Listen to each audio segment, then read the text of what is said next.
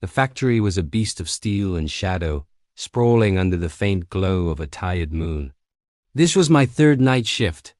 Third night walking the deserted corridors of Blackwood Industries, a place that felt more like a tomb than a factory. The day shift guys had their jokes, their warnings.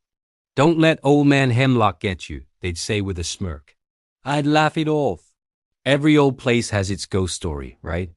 The story went that 30 years ago, a machinist named Elias Hemlock vanished. One minute he was at his station, the next he was gone. No trace, no note, just an empty space where a man used to be. They said he still roamed the factory, forever finishing his final shift. A good story to spook the new guy. That was me. The first few hours were always the same, a slow, methodical patrol. The air was thick with the smell of cold metal and machine oil. The only sounds were the hum of the emergency lights and the rhythmic click of my own footsteps echoing through the cavernous assembly hall. It was a lonely sound, the sound of one man in a place built for 1,000. Tonight something felt different. The silence was heavier, more expectant. I was in Sector Gamma, the oldest part of the plant, a labyrinth of rusted catwalks and silent monolithic machines. That's when I heard it.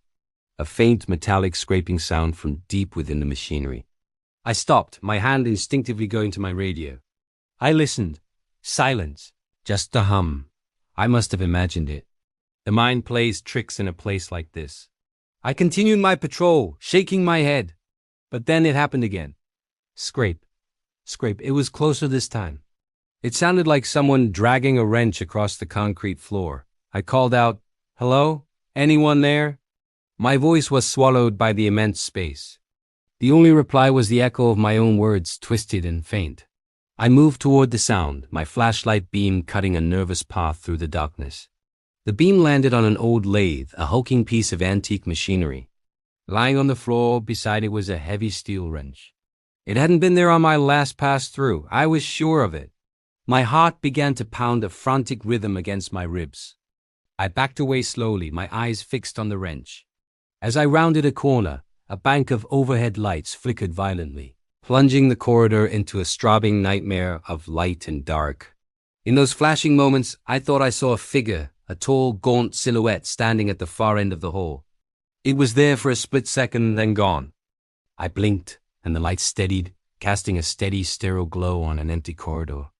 I had to get out of Sector Gamma. I hurried back toward the main control room, my footsteps faster now, more urgent. The feeling of being watched was overwhelming, a physical pressure on the back of my neck.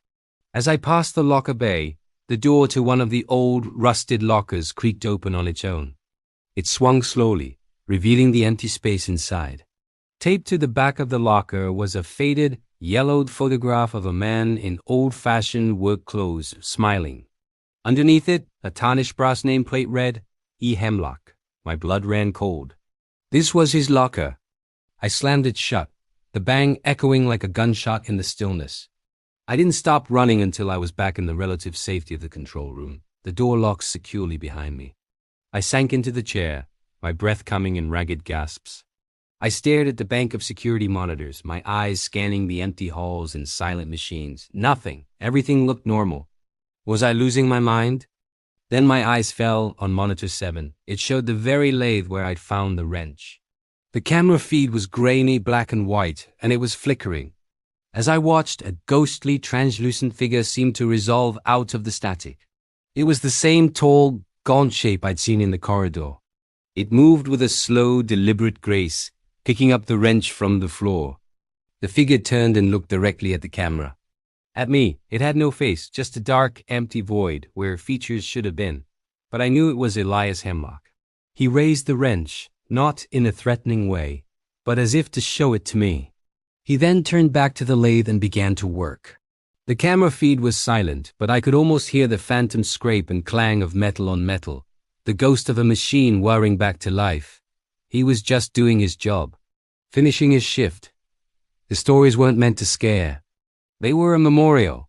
The sun began to rise, painting the sky in shades of orange and purple. The first rays of light streamed through the grimy windows of the control room. I looked back at the monitor.